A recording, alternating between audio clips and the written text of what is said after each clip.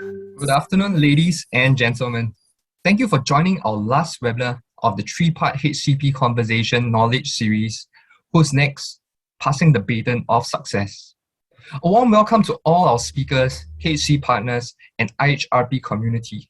I'm Jason, your MC for today. Today's webinar on succession management is brought to you by the Human Capital Partnership Office in TAFEP and the Institute for Human Resource Professionals, IHRP.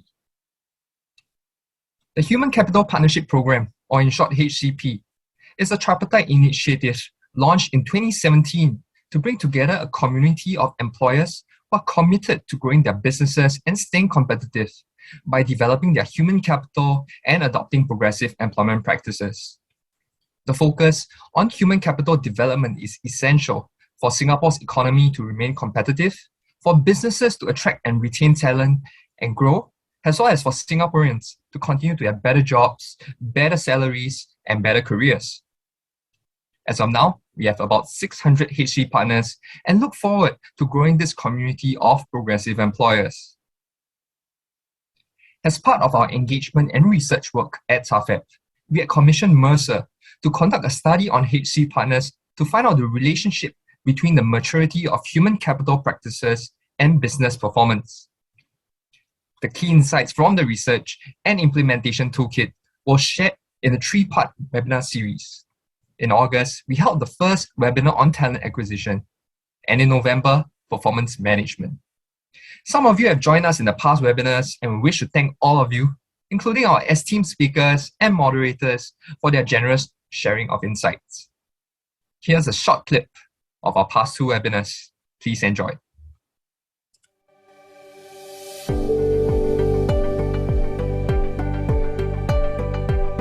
So I think these companies are successful because they have the foresight and I guess the wisdom to think long. To hire the right people with the right aptitude. We train them further and upskill them further. About asking your existing people why they join you, what makes them wake up and come to work every day, and being really honest about it. Timeline. And we want them to enjoy what they do. Okay, it's not just work, but also enjoy what you do. Your line managers, your rank and file, and telling them the purpose of the why. Why are we doing the things that we are doing? And fourth, I cannot emphasize this enough, it's communicate, communicate, communicate. Improving the overarching employee experience by encouraging ongoing learning and communicating rigorously and frequently. The people manager is the key person in delivering your people experience, and we try to do a lot of investment in making sure that they are more like leaders, coaches, and the assessment of performance has to be holistic. It's not only about what is delivered, but more importantly, it's about how it is delivered. Performance management is a springboard into the future. So we're not just looking at how we're doing today, but we really want to know how we can do better. What a wonderful clip. So ladies and gentlemen, we are excited today as we will be hearing from two of our HC partners, Shell and TUFSUD PSB, on the experience with succession management. Before that, TAFEP will share the fundamentals of succession management and the implementation toolkit. Before we begin the program, I'd like to take us through some house rules. Do note that this webinar will be recorded. And if you have any questions for the presenters later, you may send them in via the Q&A function. So do type in your questions and the speakers will try to address them as much as they can. Lastly, if you or your colleagues encounter any technical issue during this webinar, please drop us an email at hcpartner@tafep.sg and we'll get back to you as soon as we can. Thank you in advance for your understanding, and we look forward to your participation. Now, ladies and gentlemen, I would like to welcome Ms. Cynthia Cheong to kickstart today's webinar with her presentation, The Value of Succession Management, How to Make It Work. Cynthia is the Deputy Director of Program and Capability Development at TAFEP. She leads the Program and Capability Development team in TAFEP, which designs and develops resources and programs for employers to enhance the implementation and adoption of fair and progressive employment practices to grow the community of exemplary employers. Cynthia, please.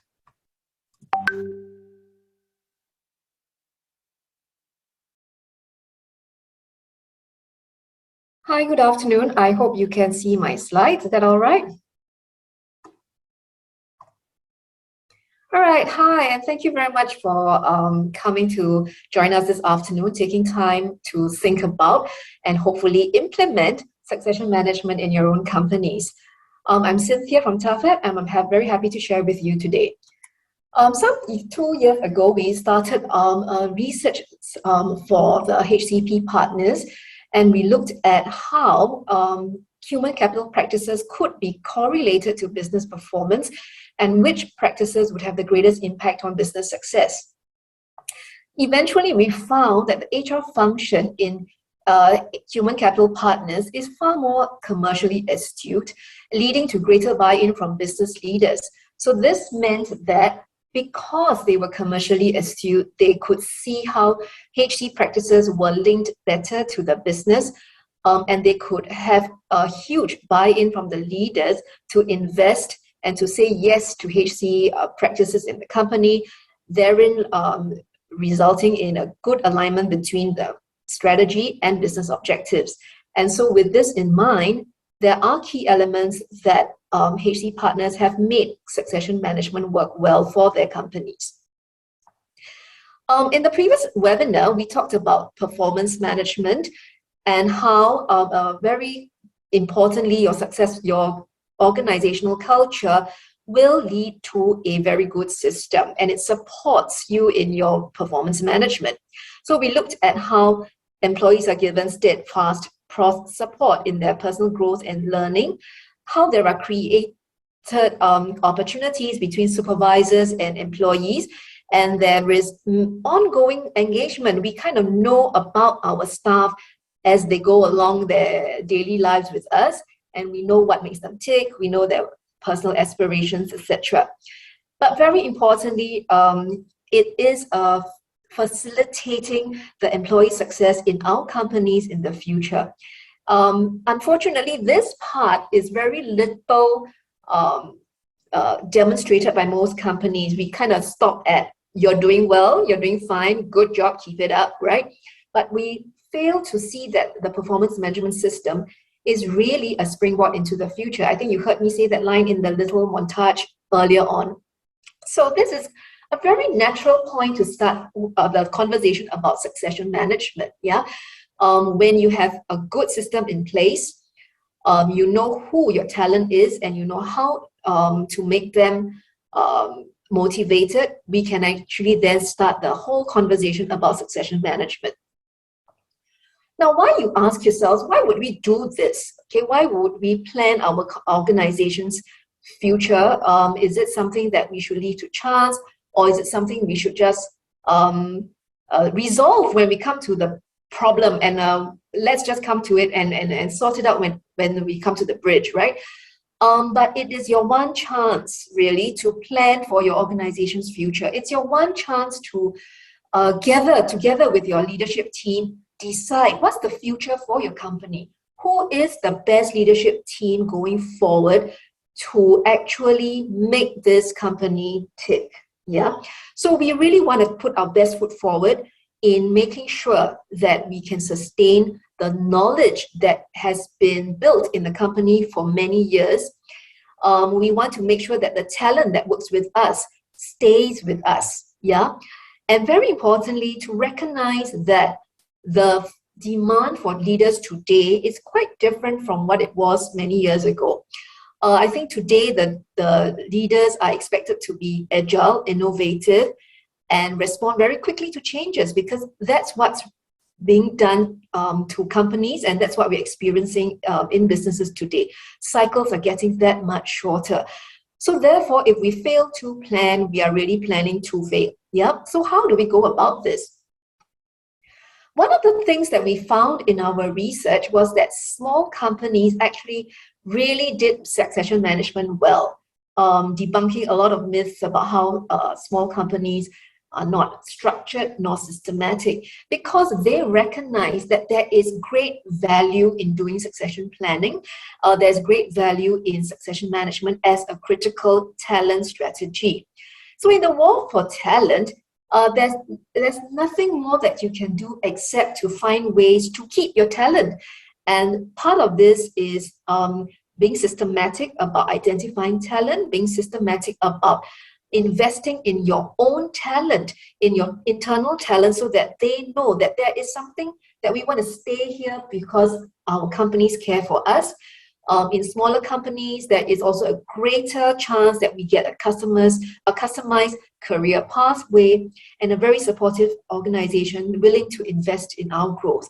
So therefore, the retention of talent can actually be very high in these companies, as our HC partners have found out. What we're going to do today, very quickly, is actually go through what we call an implementation plan.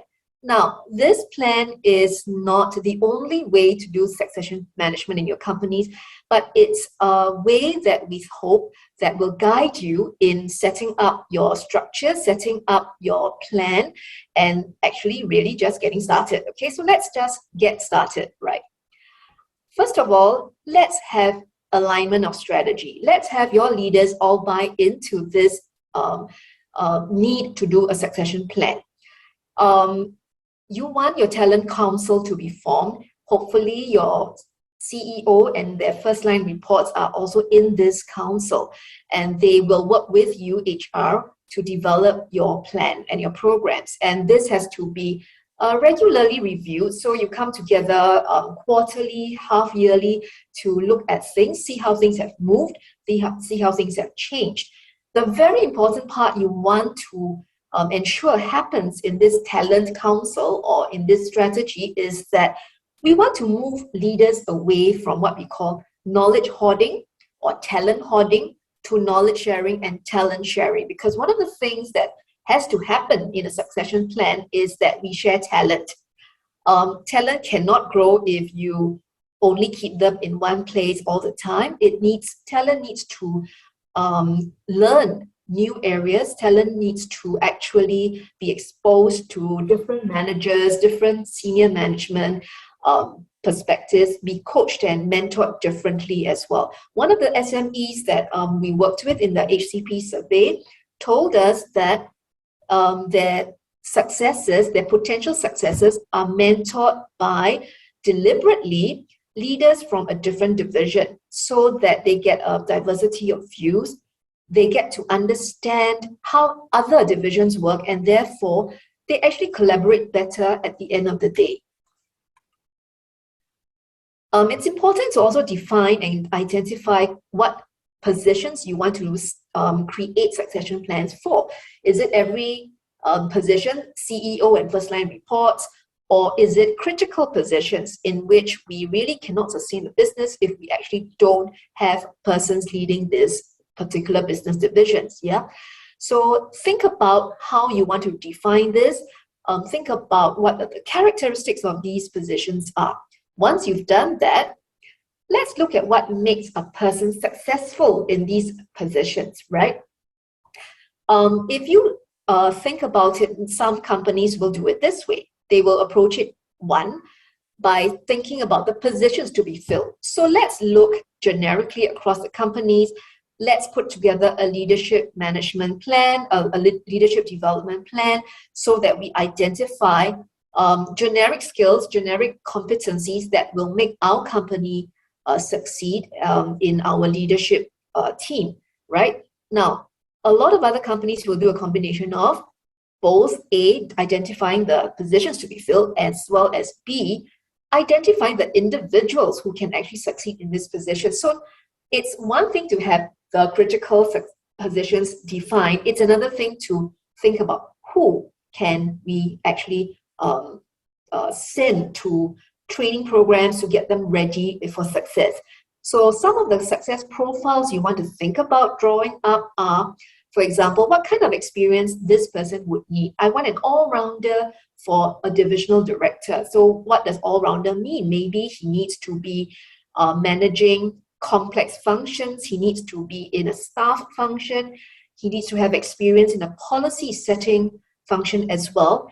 And so that it gives him exposure to key management thinking in the different parts of the business. What is the leadership value that we want our successors to develop? What are the capabilities? And also very importantly, what are derailers? So what some of the things or the barriers to the success of the people being identified as successes in the company, right? And ambition. One reason why we go back to the performance management process is we want to create many opportunities for you to engage your talent so that you kind of know what makes them tick. So it's one thing to say, we think that you're a good performer and you have a bright future with us, so stay with us. Let's see how we can plan your future with us, right?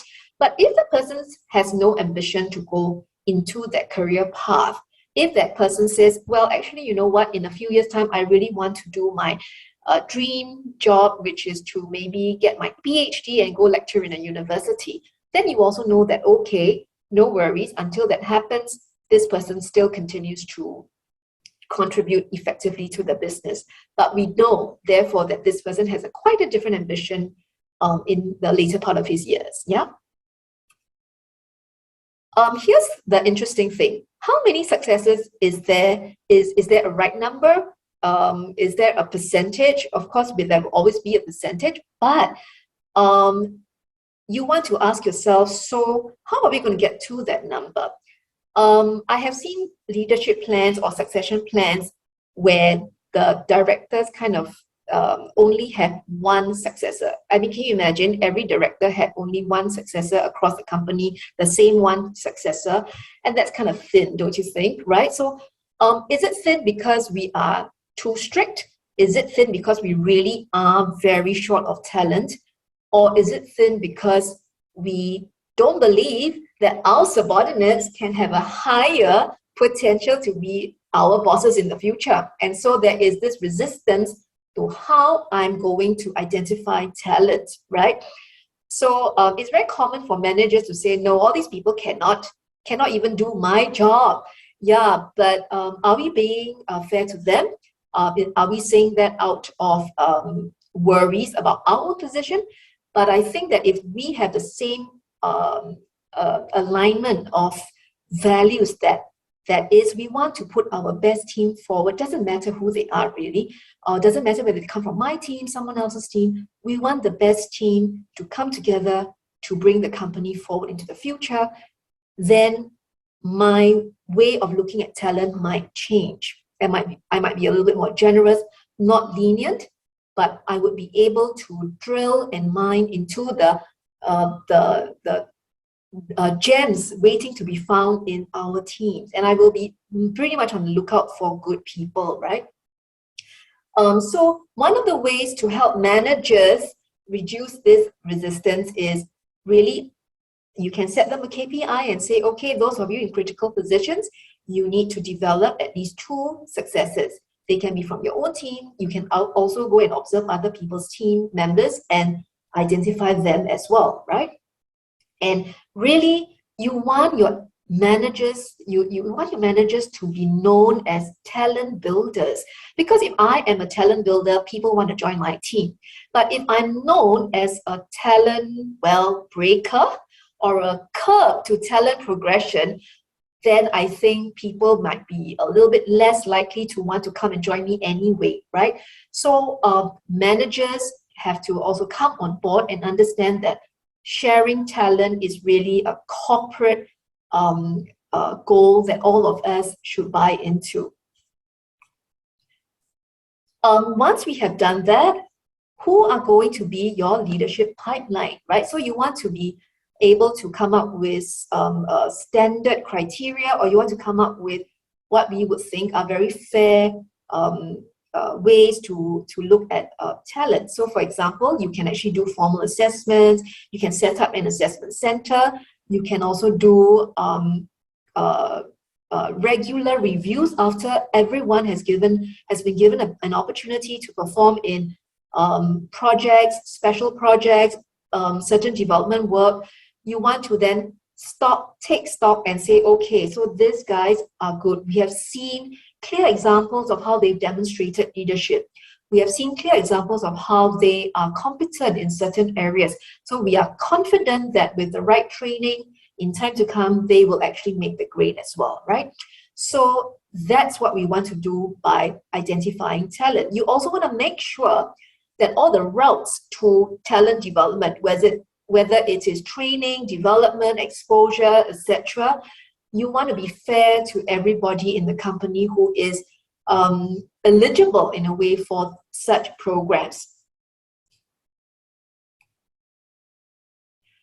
Very importantly, after you put everything in place, let's track the progress that we are making. How are our potential successors doing with the training? Are there gaps? Is it a technical knowledge gap that they need to go for a formal workshop, formal certification classes, a formal diploma perhaps, right?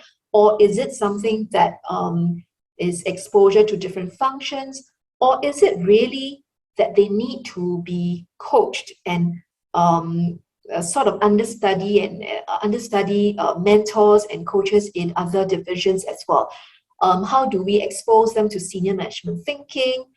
Are they given a chance to then apply what they've learned from all the coaching and development plans that you've put them through? And how are they doing at the end of the day, right? You also want to track the progress of your entire pool, because there will be people who will kind of drop out because perhaps they were overrated at some point of time. And after you put them through the development programs, you find that, okay, so maybe we need to temper our expectations of this person a little bit. At the same time, there are people who were perhaps not in the pool earlier, but also given the same opportunities for growth, they have shown themselves to be capable and competent to take on more responsibilities, higher responsibilities. And so then you actually put them on track in the pool as well. So you are constantly calibrating, you're constantly adjusting, yes, and you monitor their readiness to take over, and especially also their willingness and aspirations for their own career growth, yeah. So in summary, what will make the succession management work for you? What is the true value of succession management to you, the companies, right?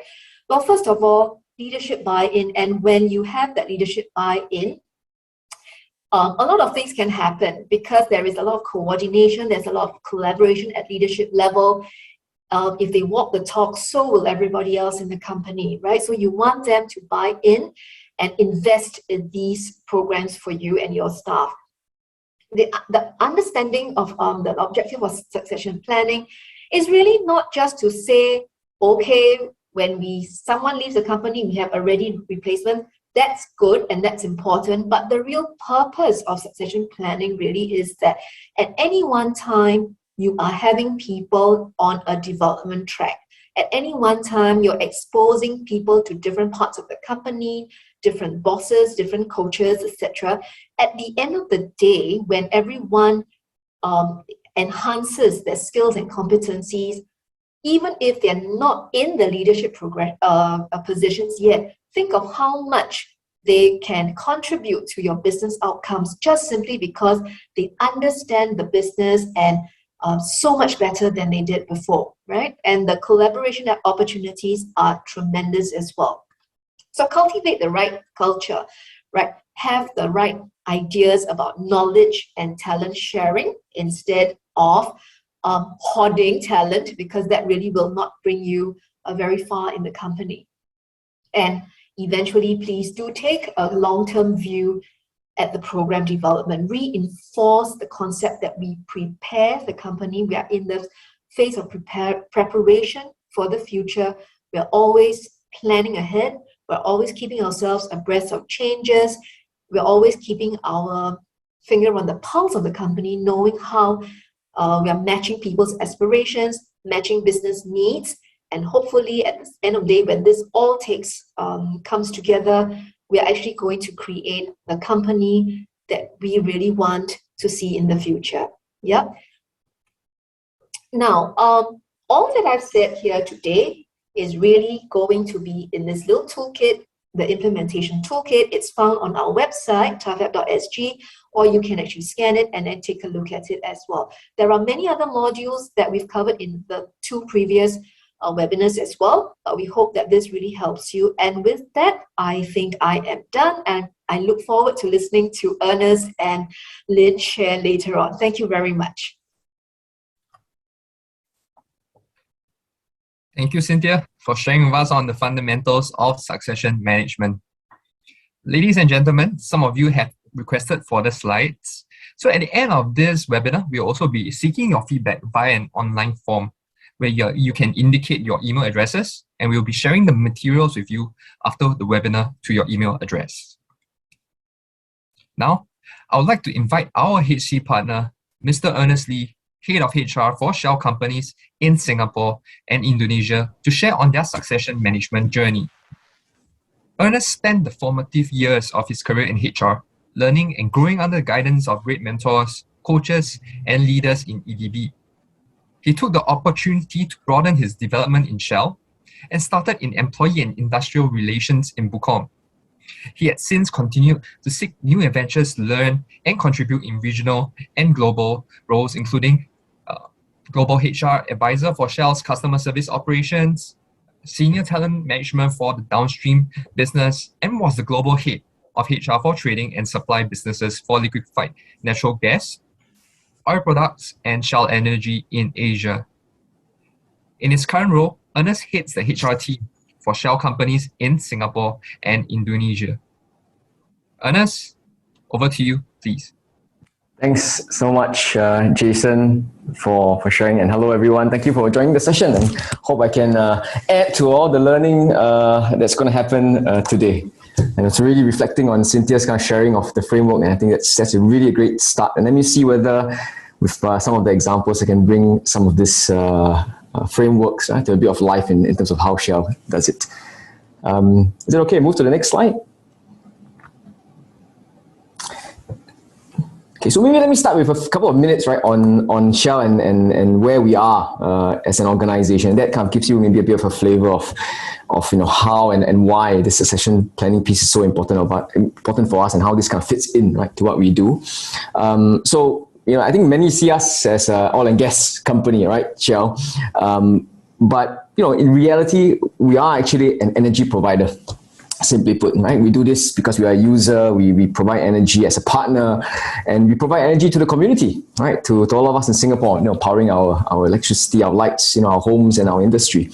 And we do this pretty much through what we call our strategy, that is powering progress. Yeah, and essentially powering progress is also about, in this new world, providing cleaner, more efficient energy solutions.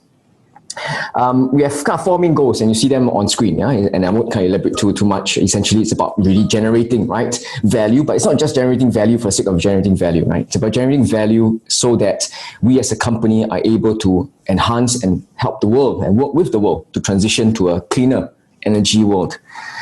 It's about net zero emissions. So we are working with our partners, with our customers, to be in step, with the world, to get us to net zero. Especially given that we are an energy company, and we are concerned, about kind of how we contribute, how we support, and how we partner. Again, all that's around us, our communities, to ensure we get to our ambitions, right, of net zero, I would say, environment. Powering progress also means powering lives. And this is about livelihoods. This is about what we put out, right, to people and the communities, and supporting, right, our community from an inclusive perspective. And finally, it's about kind of respecting nature, in terms of protecting the environment, reducing waste, and really making a positive contribution. So that's kind of maybe a bit of a flavor of kind of where we come from, as a bigger organization called Shell. We've been in Singapore for actually some time. We've been here for about 131 years. So this year we celebrated 131. And Singapore is important for us because we believe in the talent base that we have here. We believe that as a business community, Singapore is the right place to be, to integrate a lot of what we do, right, in Shell as a global company. So it's a place for business, it's a place for talent. Many kind of look at Shell and they think about our retail stations probably. You probably think about Energy and Chemicals Park, which is kind of Pulau Bukom. And some of you kind of who may be already on or preparing for your holidays or are going to go for your holidays and on a plane, right, to jet set somewhere. Sometimes you'll be lucky enough to see a Shell vehicle kind of refueling, right, our airplanes. And hopefully one day we're going to get to a net zero, right, in terms of how we provide energy efficient fuel. And Singapore really, right, in that sense, in all I'm saying, it's really kind of the space where we're trying to build the talent base that we have. And let me share with you just 3 examples of where we're going to get to, right, and why succession planning is important for us. Because our business is pivoting, is changing. So 3 examples, right? We've already started building what we call a pyrolysis oil upgrader unit, right, in Pulau Bukom, and that's about converting plastics into energy. So think about 7.8 billion plastic bags converted to energy. Yeah, so that's one. And chemicals. Yeah. Second, you see it come in our retail stations, right, where we're actually converting or adding a lot more to our retail stations in terms of our electric vehicle charging stations. So you see kind of already 18 charging stations across island-wide, and there's just going to be more coming through. And essentially, if you've not kind of seen it, go to the JTC website. You will see us talk a lot about our MOU that we've signed with JTC to really look at solar on Semakau. So yeah, Semakau is where we, of course, get our waste, right, kind of piled up and parked in. But we're actually trying to think about how we can use that space, right, to build a solar farm. And that just gives you maybe a bit of a flavor of why succession planning is important for Shell. And it's important for Shell because, back to Cynthia's point, succession planning is about the future.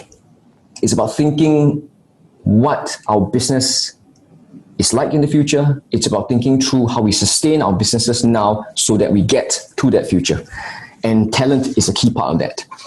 And that's the future that we are aiming for, and that's why succession plan is important for us. So I'll share with you one example, right? Maybe kind of try to bring a little bit of this to life in terms of how we actually do succession planning. One of the things that we have in Singapore, right, in Shell, that we've built, essentially is what we call a talent acceleration program. And I would add specifically for Asia and for Asians. So it's a program that's been kind of put together, right, as part of what we do in terms of succession and talent development. It was born from extensive research, data, and the belief that leadership is global and developing leadership in Asia is special. So the program aims to develop leaders, right, from Asia, and for us, right, in Singapore, because we're a hub, to lead effectively on a global stage, building on our Asian strengths, right? So call it the cultural context, call it your value system, call it we're different from a diversity perspective of race and religion, and for Singapore, we're an amalgamation of it all, right? So powerful, but it's really fit for purpose, right, in terms of sometimes where you operate from, right? And Asians and leading in Asia and Asian leaders, right, have a different context, right, to how we operate. So there are 4 development themes. And if you could move to the next slide, maybe, Jason. Okay, skip this one. I covered this earlier. Apologies. Yes, thank you very much. So there are 4 development themes that come out strongly for really this TAPA program. One is building courage. So think about Asian leaders and think about Singaporean leaders, right? So building courage, encouraging curiosity. So that's our second pillar. Enhancing storytelling and really making a global impact. And some specific tools, right, we use and engage and employ, right, in TAPA. And interventions include kind of coaching, on-the-job training, interventions, include what we call lead, or really kind of it's a set of leadership foundational skills. Call it training, call it practicing coaching conversations, call it kind of developing a leader's identity. That's part of what is this set, right, called leadership foundational skills under what we call LEAD. We'll get to share more about it kind of later as we speak. Second part of I would say some tools that we use is really leadership engagement, specifically through storytelling. And that's kind of really a bit of a tool, right, in the entire toolbox of leadership communications and engagement styles that we find exceptionally useful, especially for Asian leaders, in sharing kind of where they feel, where they want to go, their objective in terms of the conversation. And of course, one-to-ones, practicing over and over again, these are some of the things that we put into the program. Making leadership impact globally includes coaching, and very specifically in the personal kind of leadership narrative space. And this is all supported and mentored by leaders, senior leaders within the organization who believe that we need to develop, right, this brand or this breed of leaders within Asia.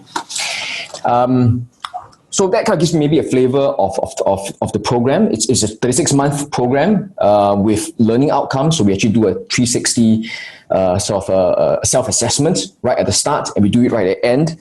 And as part of the program, we actually track employee survey scores of the individual leader before and after the program. So it's kind of an extended program, and we kind of bring the person through. And ultimately, this is also kind of feeds into the succession planning process in terms of where, which opportunities would be best for the individual to be placed to develop in certain areas.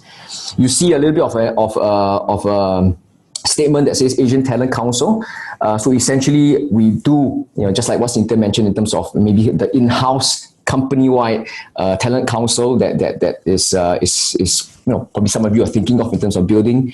We have that, but we do also have one for Asia where we look across broader beyond Singapore into the Asian region and leverage off the opportunities within the region to develop talent. And we have many successes, and maybe some of you know some of them as well. They've gone kind of different places within Shell and outside as well. And some of them have, gone through international assignments back. Some have gone to leadership roles, still within kind of Shell Singapore today. And glad to share some examples later, maybe during our Q&A. Cognizant of time, so let me maybe take a pause and then maybe take a stop actually, and pass it back to Cynthia, or is it Jacqueline? Sorry, pass it back, Jacqueline.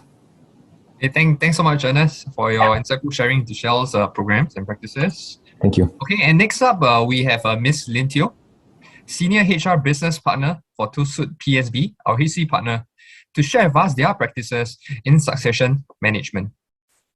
Lin is the Senior HR Business Partner for TUSUD PSB in the ASEAN region, supporting the businesses in building their capabilities and capacities, including people planning, talent management, and succession planning.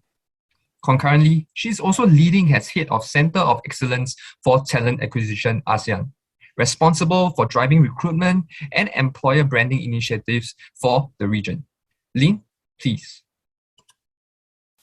Thank you, Jason. And thank you for the earlier insightful sharing by Cynthia as well as Ernest. Let me just share my screen now. I hope you all can see my screen.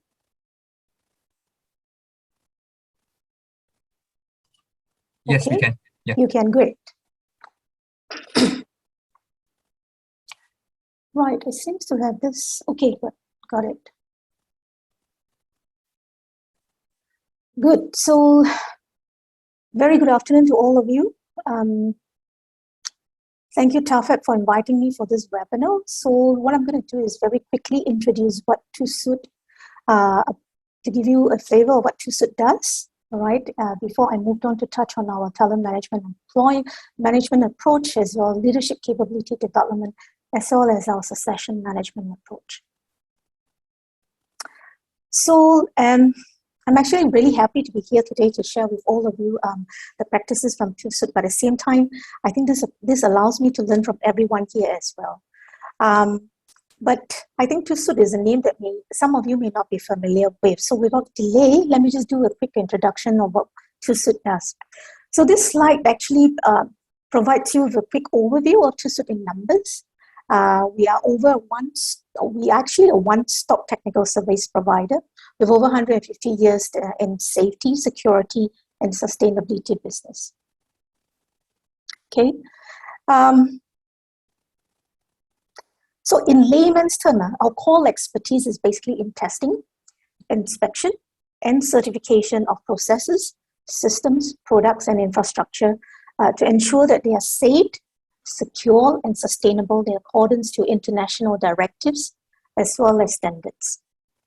Okay, so that is a very quick introduction of what TUSUD does. So today's topic is about succession management, but before that, I thought it would be actually helpful for me to give you a quick overview of how we manage talent in Singapore and the Southeast Asia region.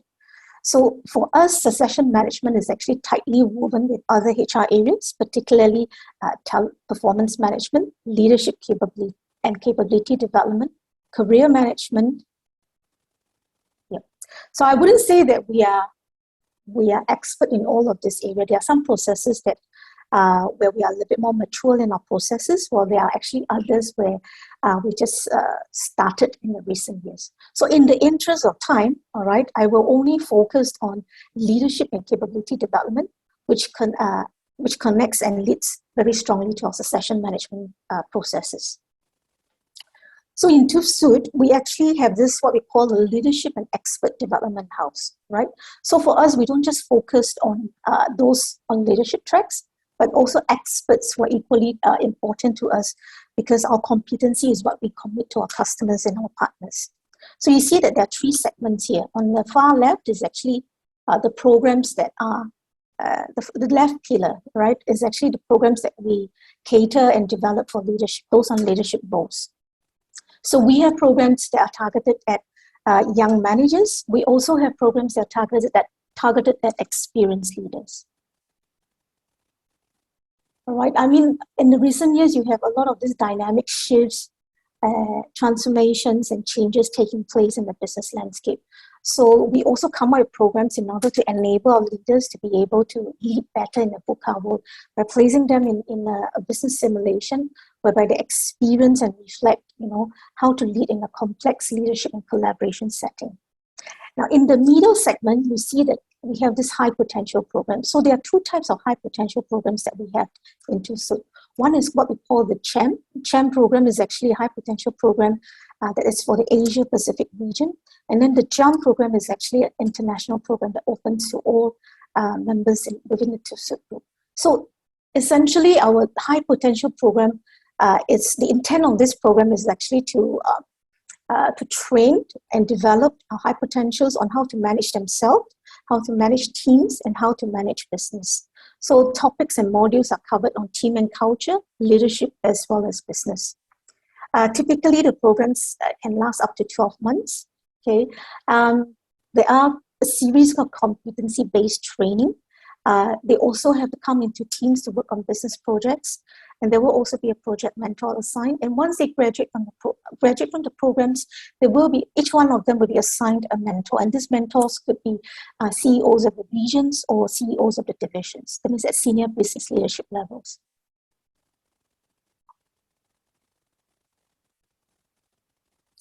On the right side is actually programs for our experts. Okay, so we have one that is at the global level and the other one that's at the regional level. Ultimately, the programs are here in place to groom and develop our technical experts for them to help us power future growth. So typically, the modules are in relations to how to develop products, how to manage products, how to market products, coupled with some of the digital learning, digital related topics. Right, now let's take a look at our leadership and capability development again. So we could integrate and combine efforts from both global, regional, and local levels. Okay, so while the programs the global programs focus primarily on those at executive and key business leaders, high potentials, and key experts. Okay, the regional ones are the ones whereby we focus on. Sorry, let me just backtrack a little bit. Okay, so I was just sharing that we integrate and combine the efforts both at global and local levels, right? So at global level, we actually have the Leadership and Expert Development House, okay, which is targeted at executive and key business leaders, high potentials, and key experts. Regionally, we also need to ensure that the L&D also takes place for the remaining workforce. And this can come through our learning needs development, learning needs analysis exercise that takes place annually. It could also be business initiated. Okay, it could also come through our individual development plan. All right, so these are focused development on selected employees who may not be part of the global programs.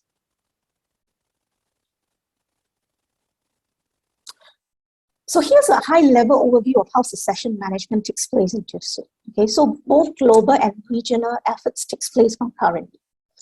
Succession planning is actually mandatory for our key executive as well as key business positions. That means these are defined as positions that are critical to business, have high business impact. All right, and then they are enrolled into what we call this executive leadership program, which takes place every 2 years. I will explain in the next slide what this executive leadership program is about. Now, our high potentials, graduates from the high potential program, the CHAMP and the JUMP program, they also get enrolled into this executive leadership program. Okay, the reason why is so that we can actually increase our insights and transparency of talents that cuts across the company.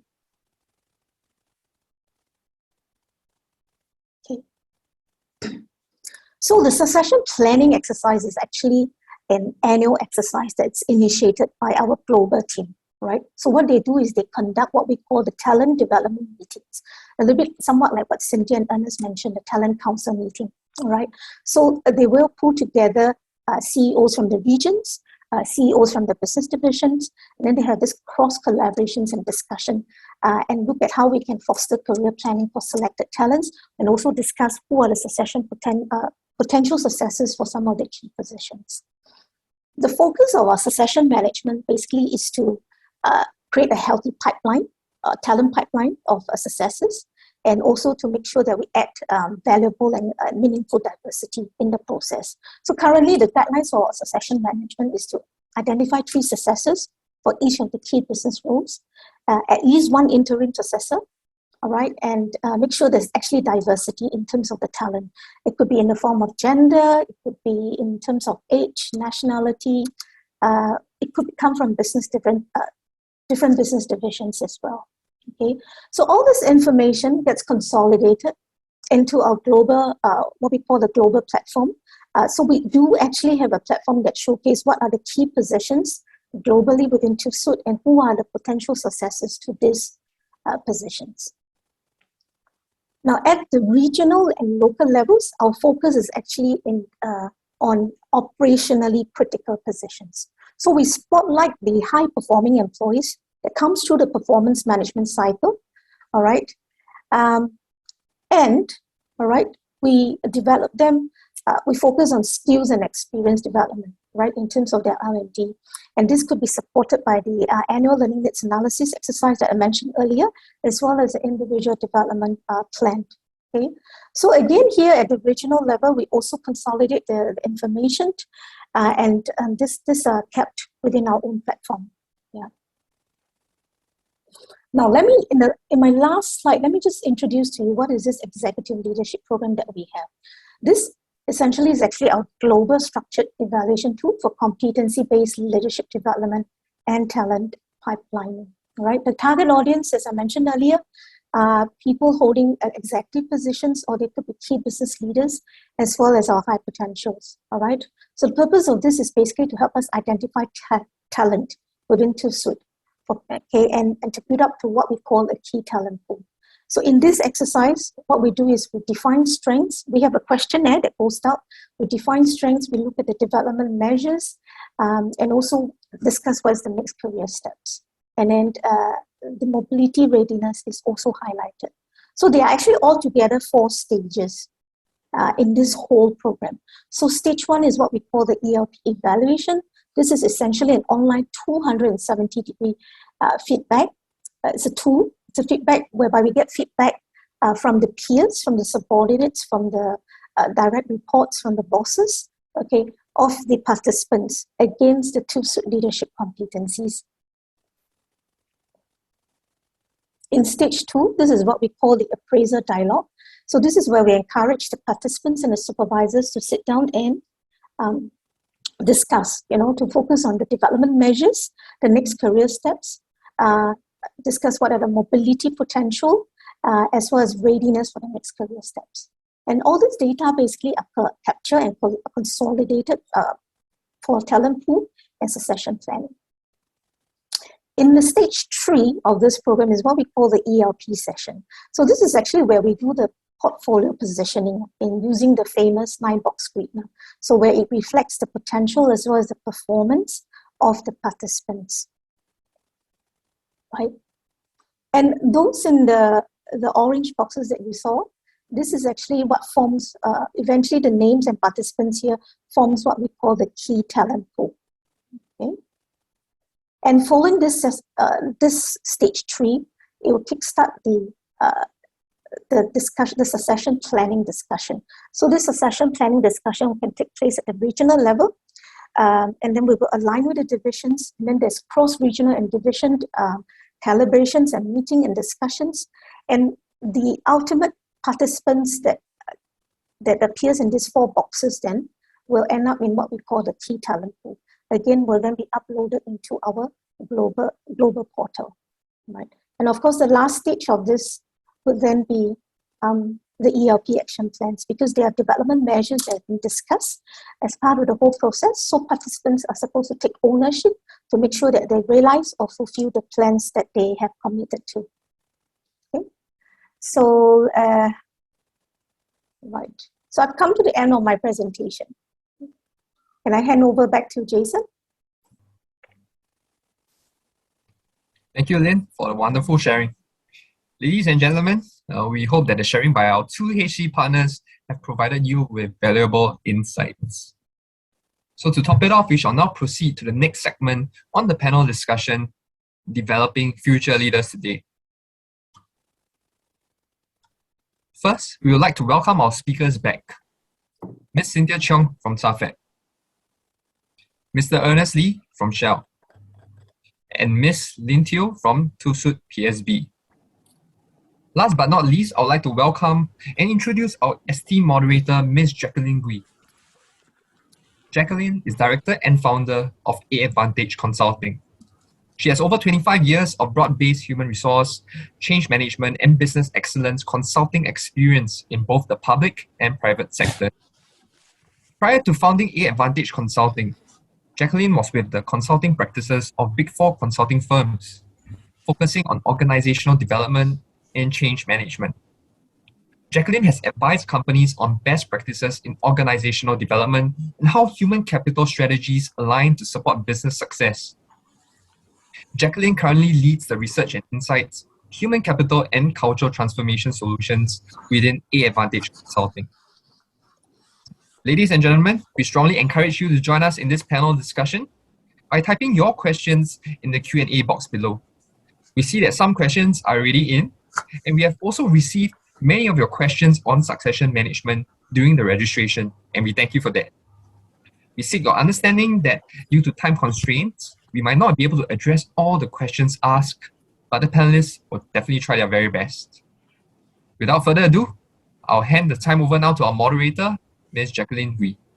Jacqueline, over to you, please.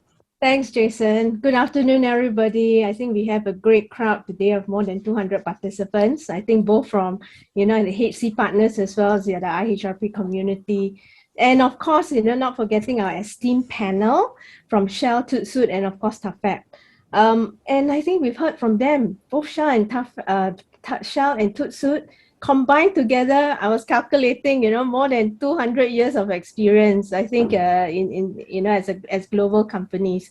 So obviously they play a very important role in grooming local talents to helm key positions, not only in Singapore, but the region, and of course, globally. So I think we are so happy and fortunate to have them share their experience today, because I think in essence, from the presentations, we can see that, both of all companies, have a great frameworks, great structured, processes, to develop, their future leaders. And I think one of the key important takeaways that I've heard, right, is that this topic on succession management is actually a mid and long-term strategy and it's a business issue. It's not just a human capital issue. So it's a business issue about how the companies actually meet, right, its future success. We all know past success is not necessarily, right, a guarantee of, future success. So always being agile, being relevant, is super important, and of course preparing our leaders to meet those future needs. So I think some of us in the audience today, I'm quite sure we have actually a very diverse audience. Some of us may have started our succession planning journey, And obviously that's why some of the questions, which I saw was like, oh, how transparent can we be, or should we be, and things like that. But at the same time, for us, for those of us who have not started it, maybe that was a starting point. Is like, where do we start? What are the key considerations? And I think that's a good learning that we actually want to get into. So how do we do it? What are the learning points, from Shell as well as from ToolKit? How can, we, especially if we are starting, just starting, we also don't want to, kind of like make too many mistakes. Okay, we want to actually learn, from those who have already embarked on this journey. So, but we also recognize that all organizations, we come with, with different legacies, we have different cultures. So therefore, implementing it in succession management, okay, it's going to be, maybe slightly different. So it's about us learning from each other, and then how we actually adapt to the, these different practices, and even, the toolkit, that TAFEP, has put in place. So with that, and I think one of the key takeaways, that from the presentations is that we hear that obviously succession management is not only for larger companies. Obviously, although we have two, very experienced organizations here today, but for SMEs, it's also business continuity is important. For family business is important. Okay, and of course, when we talk about critical positions, it's not just the top leadership team, right? Critical positions it could be, a critical position who's in charge of your operational level. super important too. So, Cynthia, I'm going to give you the first question. Okay, so if we say, especially when we talk about relevance, right? As companies, move on, whether it's, even before pandemic, right? When the economy, and the business environment is very dynamic. And of course, with the changing profile, of our workforce, we all know, okay, like say for our young, upcoming talents, they want to actually learn, from different companies, so it could be all of us experience shorter tenures, from our staff. So how relevant is succession management today? And if let's say you, there is a leader or, a HR practitioner, and, they ask you, hey, what do we say to business owners? What do we say to our top leaders who may still be hesitant, about when do we start succession management? What would you say? Hi, thanks, Jack. Actually, to the business owners, the very first thing that I think succession planning does for your company really is that it is that one opportunity for you and your leaders to actually see what is the future of our company.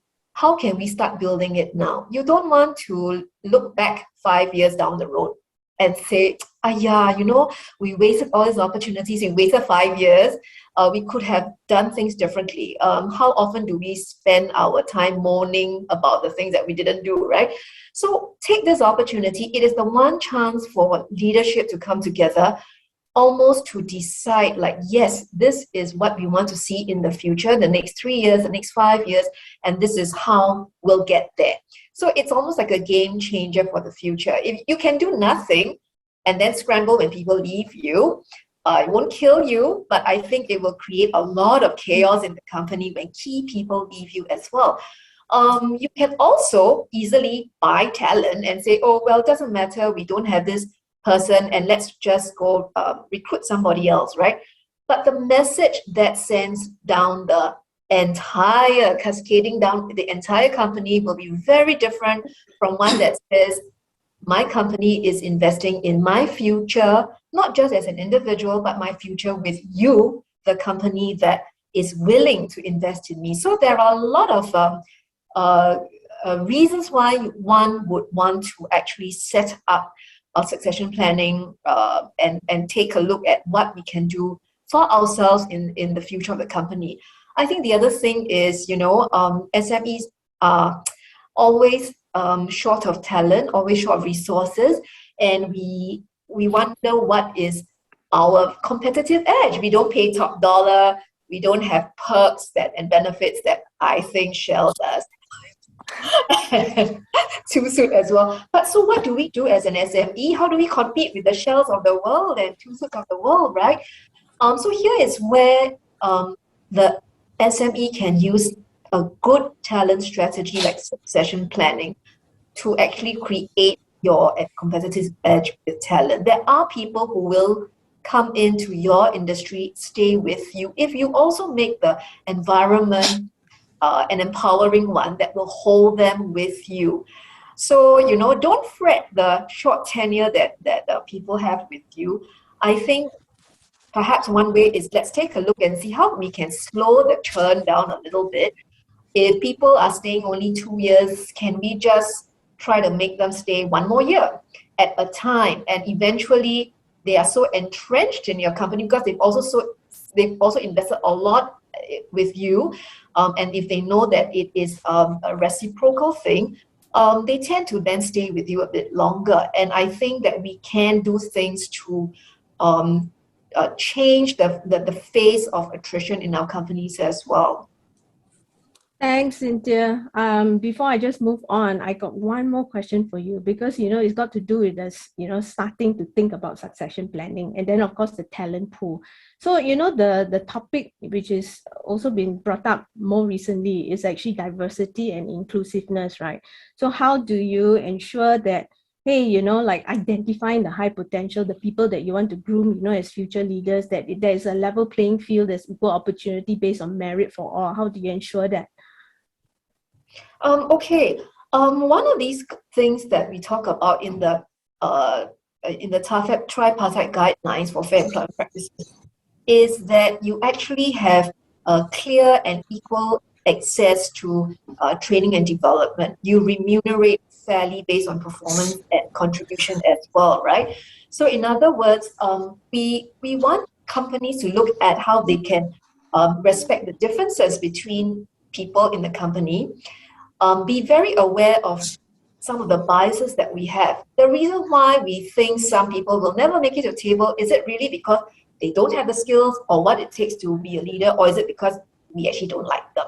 And we just want to promote the people like us, people who are always in our camp, but people who have a contrarian view to us, not the best people to go ahead in life. So we need to make sure that managers are actually looking at the way they scout talent in a very fair and unbiased point of view. And that's why one of the things that is important, I think Lynn has also looked at, mentioned it, is when you grade talent, it must be done in a fair manner, in a way that is, you process the talent in a similar fashion, right? So no one's going to come out of it thinking that, hey, they forgot our team. How come our team is not kind of included in these programs, or there are certain segments of the population that will never be sent for training, etc. So you actually want to make sure that is taken care of.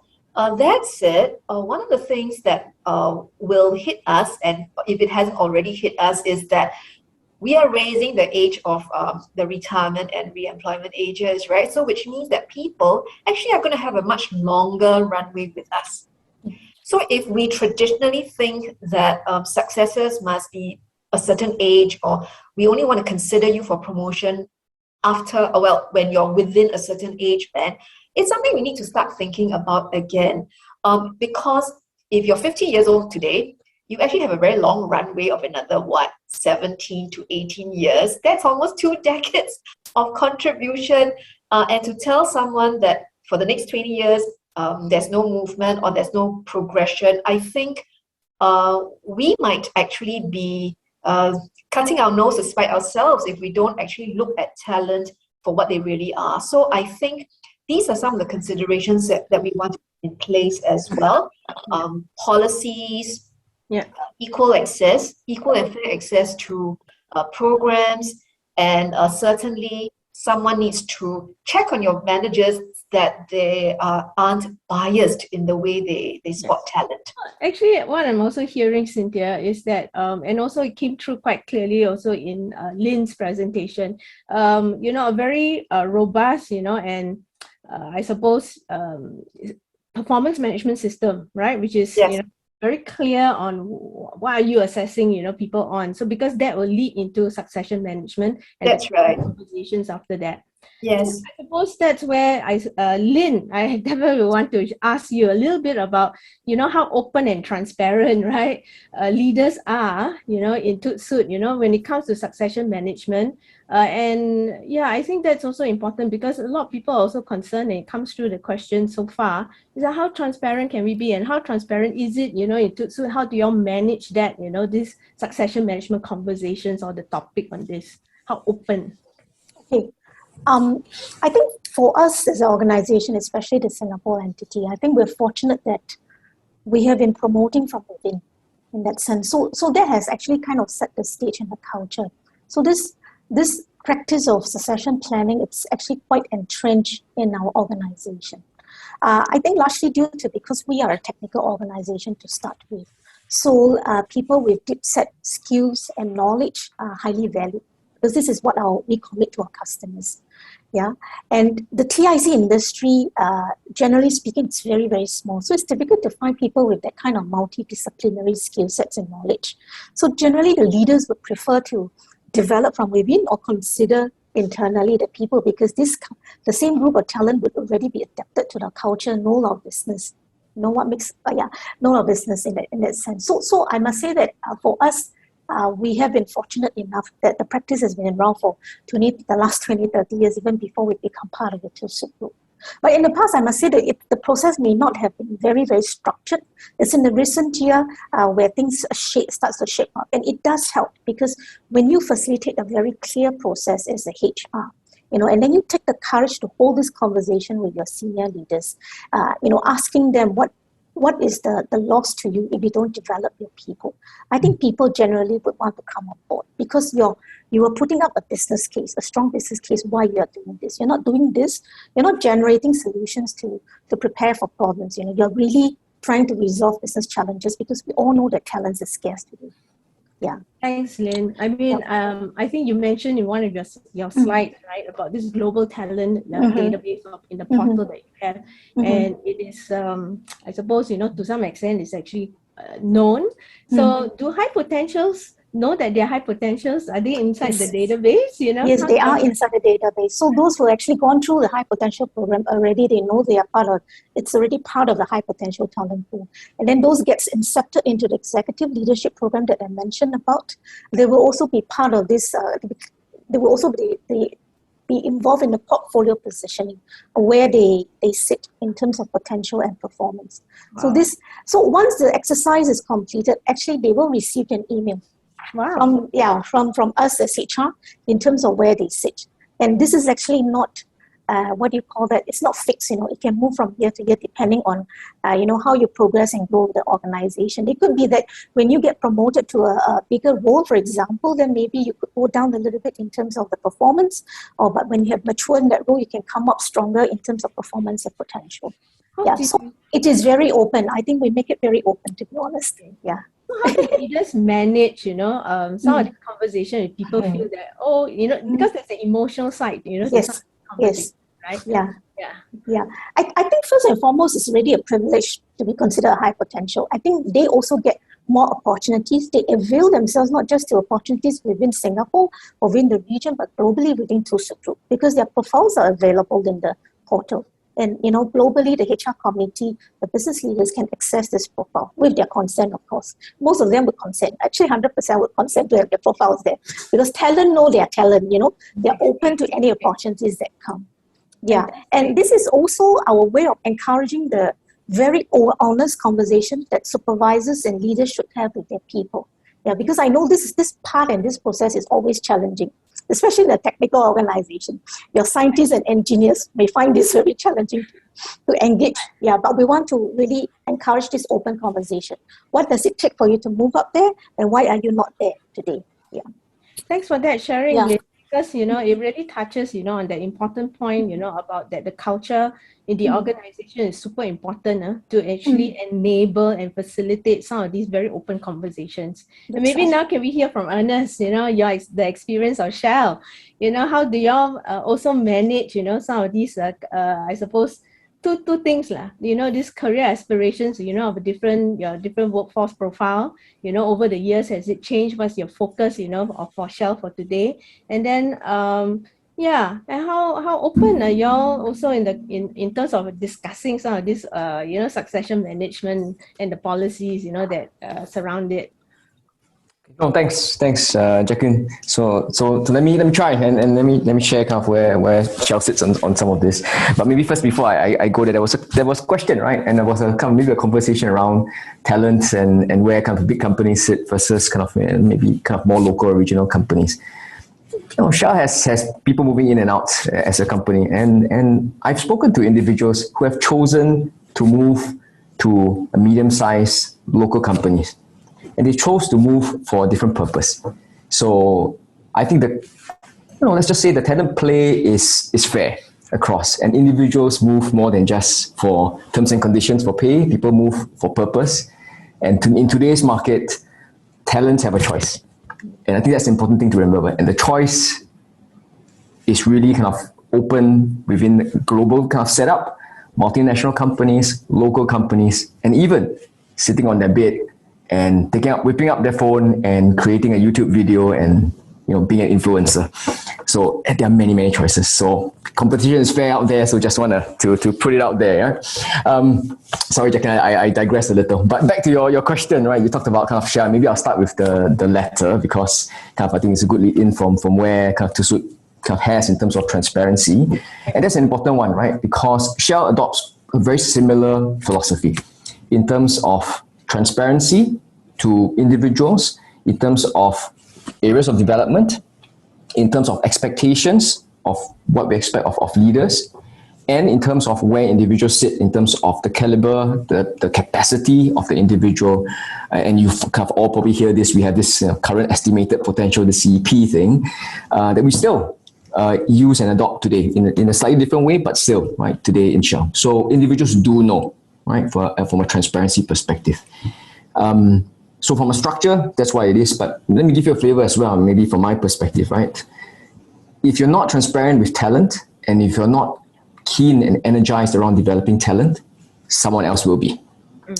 Exactly Cynthia's point.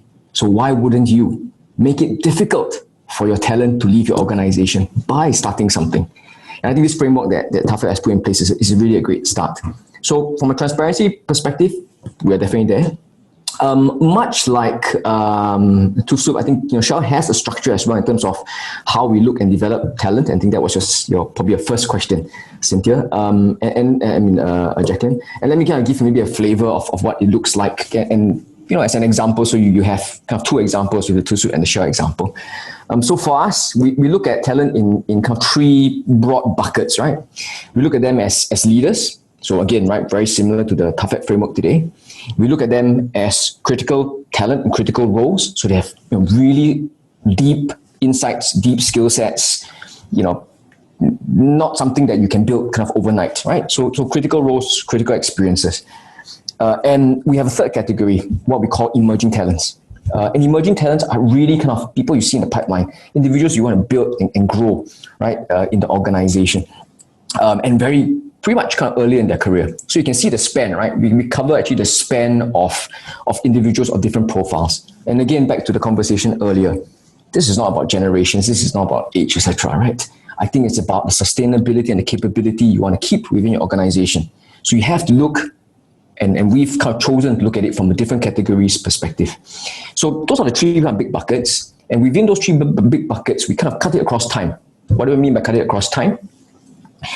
We cut across, very simply put, let's just put it 2 frames of time. Yeah, maybe 3 or 2.5. Okay, let's put it that way first. 2.5. So the first frame is really those that are ready now. What do you mean by ready now? We have individuals who are just about ready to come on seat when an individual role or leadership role becomes vacant, or critical kind of capability type, skill type, SME type, subject matter expert type role becomes vacant, right? Because an individual progresses, promotes, or leaves the organization. So those are the talents that you say are ready now. They've got the right capabilities. We've checked off with different programs, with TAPA, with an equivalent of the experienced leaders programs that TUSUT have in Shell, and they are just there. They are ready to take on those positions. So ready now, right? And what do you do for those individuals? I mean, in terms of kind of gaps, development, and conversations or coaching, mentoring to prepare them for kind of the next step when the position becomes open. So that's one group. Our second group are really the ready later candidates, and the ready laters probably around from a time frame perspective 3 to 5 years. Right? There's still a number of development areas. These individuals know those areas. We have open conversations with them. It could be technical, functional, it could be leadership, it could be communications, right? So there are different areas, right, where we focus on in terms of experiences and competencies in that space. So that's kind of the other category. And the half category that I talked about really are the emerging talents. So those are coming in new, they show the potential, they show the capacity to be able to take on bigger roles in the future. And they're becoming, the next generation is becoming just more and more affluent, more and more informed, right? And more, I would say, equipped, right? To take on more bigger roles faster than ever before. That's the group that you need to look at as well, right? Slightly differently, right? In terms of what you offer them in terms of experiences, what you offer them in terms of purpose, and where, some of those moves you need to make from a career perspective, very planfully, right? So that you continue to engage them during their time here. So that's kind of my 2 cents. Thanks, Ernest. I think what I'm hearing similarly, with Lynn, it's like when we talk about, building, our talent pipeline, it's about not just building about the pipeline, for like so far off, number of years ahead, but it's also about any time, short term, and the longer term both. Okay, sure. And I think that's maybe an important takeaway, right? Ernest, my next question is: sure. Is there a very conscious effort to look at diversity in terms of, let's say, for example, is there a gender diversity, agenda, in Shell? Well, simple answer is yes. We do have a diversity and equity and inclusiveness agenda, so we call it DEI. It's important for us, and I think as I reflect on companies, and again back to the earlier discussion, why are we here? Why have we been talking about succession planning? Right? It's really something we do for sustainability and performance and delivery of the business, and it's the same with DEI. And essentially, kind of diversity is about doing good business. Why so? I think we've realized some time back, as we think about the customer back, who we're serving, who we're working with, essentially, the customer today is a mixed, diverse pot of different individuals. And that diversity includes people of different generations, that diversity includes people of different genders, and those are who we work with. And how do you best serve the people that you work with? How do you best, I would say, right, get your CEOs to think about, P&L from a business perspective? You have a diverse mix of employees, a diverse mix of talents. So that's our starting point. Essentially, really that diversity makes sense. It makes money, but it also engages your community. So that's kind of really our take to this. We have, I would say, we have structures around D&I, all the way from metrics that we keep our organizations and leaders accountable for, in terms of how many people they bring into the organization. That's number one. We do have programs specific to building, as an example, female leaders within our organization. In fact, we have 2 groups, one for the emerging female leaders and the other more senior kind of female leaders. And I think where we've gotten to, maybe from a maturity perspective, is we've gotten to a stage where we have built in, I would say, natural teams. So we have networks, we have a network of women as an example that lead a lot of the conversations, discussions on women, on inclusiveness, and what we can do to support that in Shell. And we do our best, right, to try to kind of, support that in terms of what we do, all the way from, using technology to support, our process technicians who are a mix of male and female as well. And that's important for us in terms of, how we actually support DEI, but it makes sense as well. And increasingly, the talent pool is just going to be more and more competitive. Why wouldn't you kind of, focus, or why wouldn't we focus on a good, diverse mix of individuals? So that's, again, another 2 cents from us. Thanks, Ernest. I think, it's important, that I suppose organizations also think through.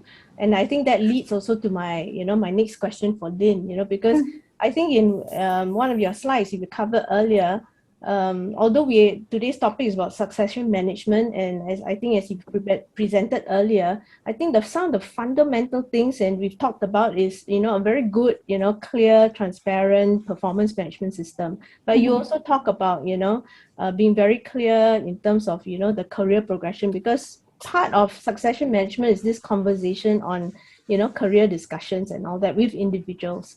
So I suppose my question comes from you've implemented, I think Susan implemented some of these systems, over the years. What would be some of maybe the learning points, for organizations who are kind of like new to, make sure that the basics or the fundamentals are right? What would be some of the key success factors and the learning points for them? I think first and foremost is don't be overly ambitious. I think there's so many things we can do, as we can see today, right? Start small, first maybe identify which are the critical positions, like in Cynthia's slides earlier. Always identify which are the more business critical roles first. Yeah, and not the person, but the roles and positions per se. That's more important. Who are holding those roles, and whether do you have successors to those roles? And if you don't have, what are the needs of the organization? That's important, not just today's and current needs, but emerging needs.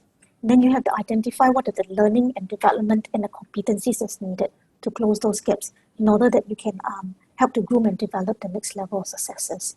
Yeah, so it's always about starting small, but also I think circling back to what I said, maybe an extension of what to extend from what I said earlier, it is important for us HR to understand the business side of things. You must understand the business needs, the status of the business, and then have this courage to actually hold a conversation with the business leaders, to understand their needs better, so that there's more stronger influencing power in that sense. And you as HR is a facilitator. You need to put in place to help streamline this process so that the business leaders don't see this as a hassle or a complex process they need to go through in order just to identify one successor. Yeah, so that facilitation part is important. Yeah, understanding the needs of the business is important. Yeah, and then start small by going in, maybe just look at the positions and then the competencies that's required to make this position successful.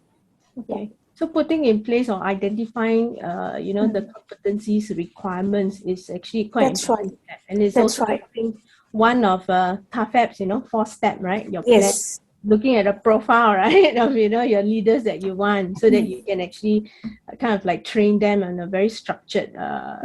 Correct. Yeah. But maybe a little bit more, Lynn, about how to have managed it, because obviously for a multinational organization, and there's always HQ, right, perspective. How does some of these programs that you've implemented, let's say locally or regionally, how do you ensure that it is kind of like aligned also to the the so-called global agenda? Like for example, and how do some of these kind of like initiate from the regional or the Singapore side? As in programs developed locally? Local programs, like for example your chairman jump, right? How does it align to even the global initiatives? Okay, so this chairman and jump program is actually they are all both managed by our global colleagues. Okay. Yeah, so it's not actually locally developed. Yeah, so in that sense, when they develop such programs, they always make sure that they have buy-in from the business. So there could be sounding board, there could be a steering committee that consists of participants from the business side, so that we hear from them directly what are the needs of the business, and this can actually be incorporated into a program rather than just coming from HR alone. Yeah, so that helps to make sure that we are aligned in terms of how we want to grow the organization. Yeah. Okay. So in any way, strategies from the HR is also in alignment and in tandem with the business strategies. So that's how we ensure that there is linkage, put it this way. Yeah. I suppose my question for Ernest is also quite similar, in terms of, like your TAPA program, is it also because you mentioned in your presentation a lot about, grooming and identifying, agent leaders.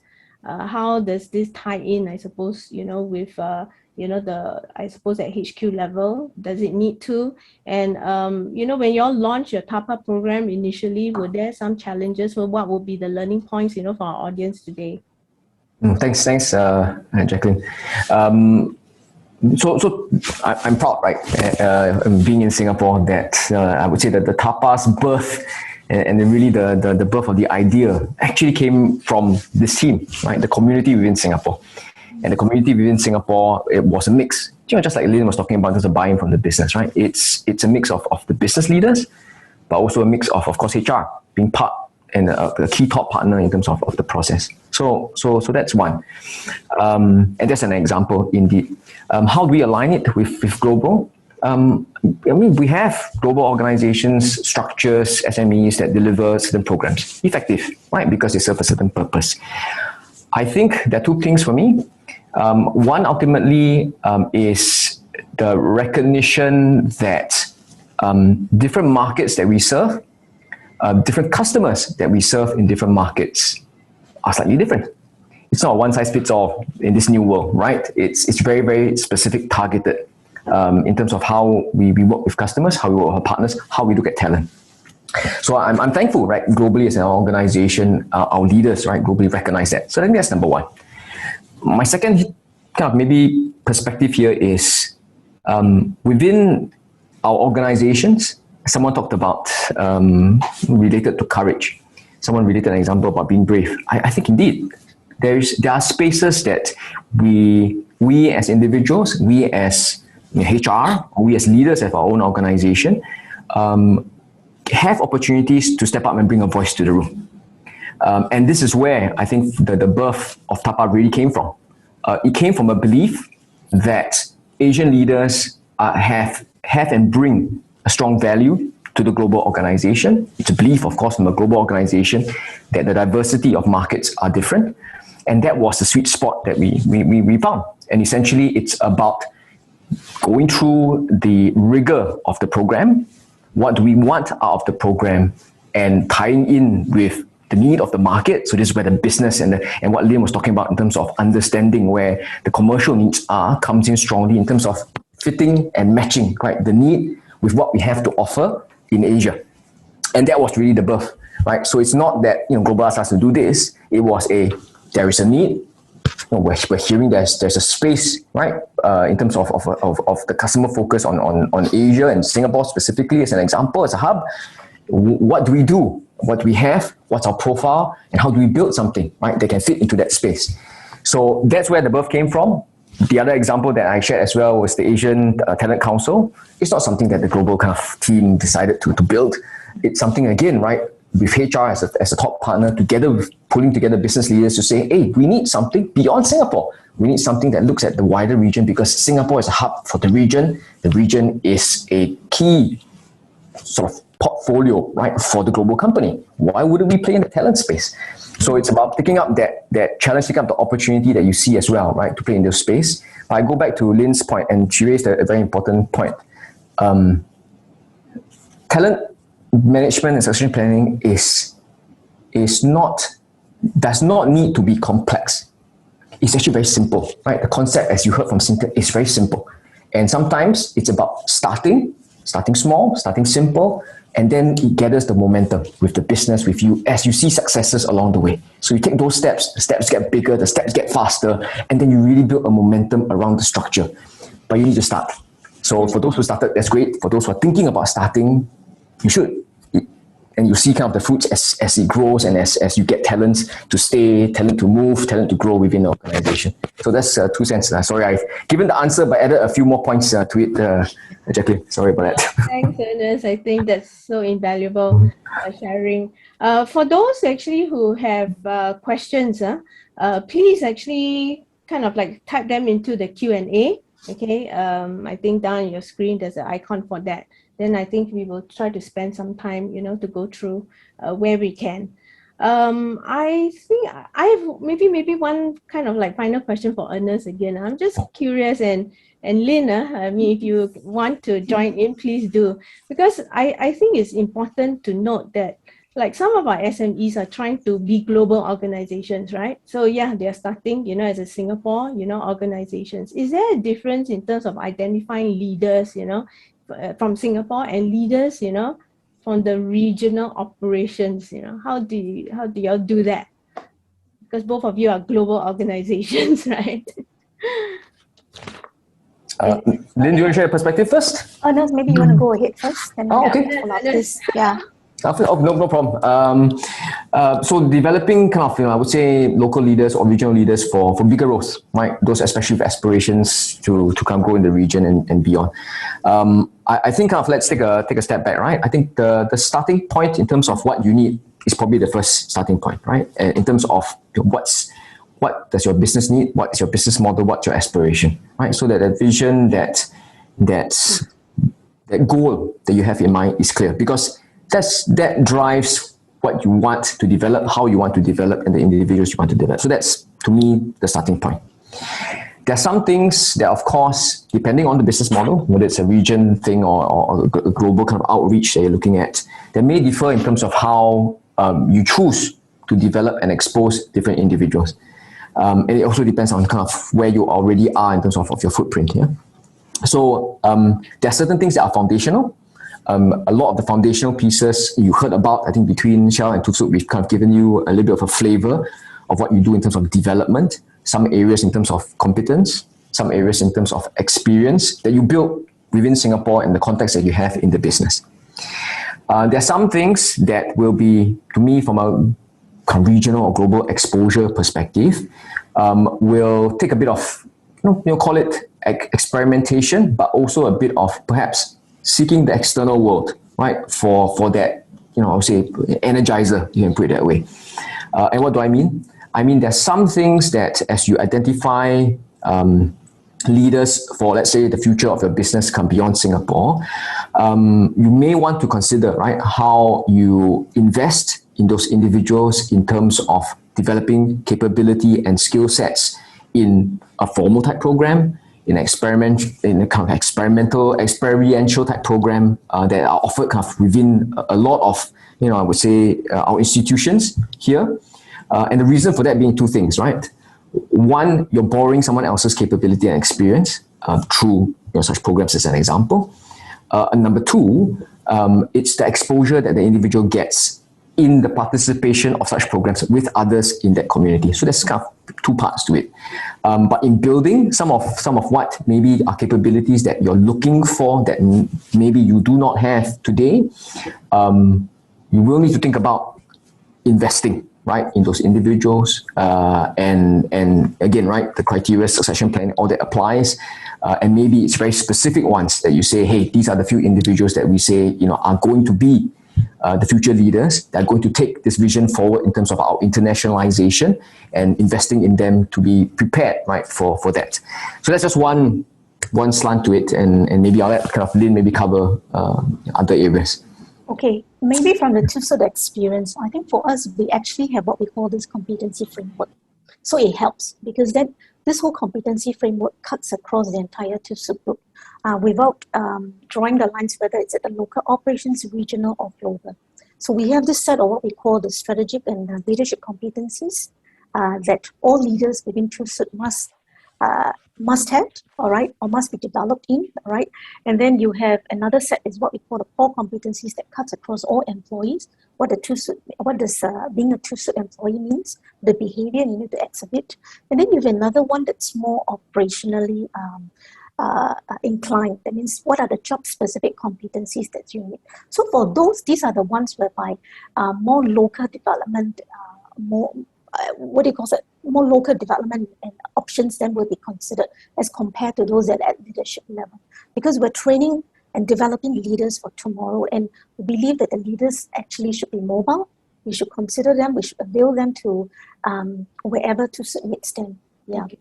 Thanks, Lynn. I think what I'm hearing actually what is important. So it doesn't matter what we're developing or identifying leaders, from Singapore or even from the region, is a common pool. So it does mean to actually have a common yardstick common system, right? That's Yeah. right. So then whether it's your competency model, you know, or how you carry out career conversations in your culture has to be quite similar across, you know, the different offices, which is actually not an easy thing to do, especially if you are operating in a multi-country type of organization. So I think let's spend some time to look at some of the questions that I still see, you know, on the Q&A. Most of us, I think most of the questions have been answered. Okay, but there are a couple, it's still related to transparency. Like for example, for those, there's a question I think from Joan Heng here. For those who are not selected in the succession planning, but they do see themselves, you know, with potential, you know, for this position, how do you attend to their concern? And they may leave, right? You know, if they are not selected, you know, I suppose in the high potential pool. And the other question is, I believe, is also related to transparency and openness. You know, how do you share? You know, do you share with employees whether they're placed, you know, in your 9-box grid, right? So if we don't share that they appear and they are not transparent, but if we share, they feel boxed into a specific fate, you know, they are already prejudged. You know, any suggestions to balance this approach? So both questions are kind of like related to how open and transparent I think we should be, like, with regards especially to this. So Ernest or Lynn, who wants to take this question? I'll take a stab at it first, and then I'll invite kind of Lynn to, of course, share kind of, I think and Cynthia, of course, right? The triple perspective is probably most valuable.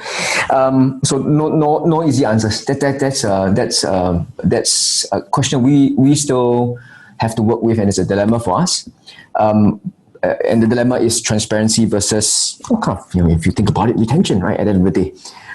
For us, I think the principal starting point is your potential is, that's why we call it a current estimated potential, right? So your potential today is based on our experience of you as an individual, what you've shown today in terms of, you know, the couple of years, right, that you've built your career on, your performance on, and that's kind of in that moment, right? And hence it's current. It's an estimate because the future is what we know of today, but the future does change very quickly and too quickly sometimes. And hence kind of is estimated. And it's potential really because you have the potential to get there with the future that we've planned for based on your current performance, your current delivery. But it's a potential because it still takes time because it is the future. So I think what's maybe I would say it's a huge hack to this, right? But one thing you can consider is helping individuals understand that things do change. Your potential can change. It doesn't mean that you've missed the opportunity today. If you're passionate about the opportunity and we are clear with the individual about the gaps, what you can do to build on those gaps, that the next opportunity, the role comes up or the opportunity comes up, you will not be the best candidate for the role. I think it's helping the individual understand that as kind of I would say the flip, right, to you know, sort of ensuring that individuals with that potential know where the future is. Because, you know, back to Cynthia's point, right, at the end of the day, things do change and the future does change. Your business models will change. So how do you keep your succession plan and framework flexible? How do you keep individuals accountable for what they've been assigned in terms of where they are in terms of their potential, but also take ownership that it also depends on your continued performance. It also depends on how you grow yourself in the future and what you are looking for. Because at the end of the day, you as an individual may also change your own perspective of what you want. So there's a lot of unknowns. It's preparing the individual to be flexible, but it's also giving people a little bit of a goal in mind, right? And that goal kind of could change, and you as well could develop and change. Okay. Lynn, do you want to share a perspective? Yeah, I think I covered in one of my slides as well. I think not everybody can qualify for this, what we call the high potential program, but it doesn't mean that that's the end of their career there. So it is important to ensure that the learning and development are also taken care of for remaining workforce who are not part of this such program that can be deemed as elitist. You need to make sure that they still have opportunities in their career that they can look forward to, not just in terms of training, but in terms of career, in terms of experiences. Yeah. So for us, for example, just to share some examples in TUSUD, I think we do have some people who are very resistant for some reason to join such high potential program because they don't want to go through that 12 months of intensive grueling development process. They say that I have business to run, for example, and they choose not to be to be part of the program. But it doesn't mean that their potential has been cut because they do show potential for other things. Yeah, right. So I think we need to keep that very open and to be clear that it doesn't mean if you're not part of this high potential, it means that your potential is being limited or cut in any way. Yeah. Thank you so much, Lynn. We are running really out of time. So maybe, to end off this last segment, can we have one takeaway from each of us, okay? And in 1 minute, okay? Maybe we start with Cynthia. If you have 1 minute and you want to share with the audience today one key takeaway, what would that be? I think the one key takeaway is build your people so that they can help you build your business. Essentially, that's what we're talking about, right? So if you have the right people with the right skills in the right place at the right time, just imagine what the multiplier effect will be for your company. So really, if you haven't started on it, don't worry. Take the leaf out of the toolkit and then just start small. Like Lynn says, start small. Don't have to put a huge plan in place, but eventually grow it. Be comfortable with the rate of growth as well, because you do want your leadership to be with you. You don't want to be the one single one championing it because no one is on your side as well, right? So yeah, think about the business benefits to you. People do build your business. Yeah. Thanks, Cynthia. Ernest, what would be your one key takeaway for the audience? So my key takeaway is start building a virtuous cycle. Talents have a choice. You want to make it tough for them. You want to make it tough for them because the choice and the pain of leaving your organization is so much more than whatever someone else has to offer. So start somewhere, start building something and make it tough. Thanks, Ernest. And Lynn, what is the one takeaway? I think for me, it would be more as us in the HR profession. I think really courage is important. You need to be courageous enough to hold this conversation with your senior leaders. And as HR, you must have that conviction because ultimately as HR, our role is to build capabilities and capacity for the organization. And if you have that conviction, I think it will come through it naturally and then you will create a better buy-in as well. Yeah. Thanks so much, Lynn. I think maybe to run off, today's discussion, and I think, wow, all three of you really, put in, the sharing was great. Okay, but I think I do see some obviously a lot of commonalities, okay, between Shell, and what TUSU is doing, and of course, Cynthia and the framework, that TAFEP has put together, right? So it is actually a lot of it is actually about a systematic approach, to develop, the leaders, whether you want to call it a program or what have you. But there are some core common things, okay, that both organizations have put through. One is the fundamentals. So the fundamentals are actually about a clear, transparent way to even assess, right?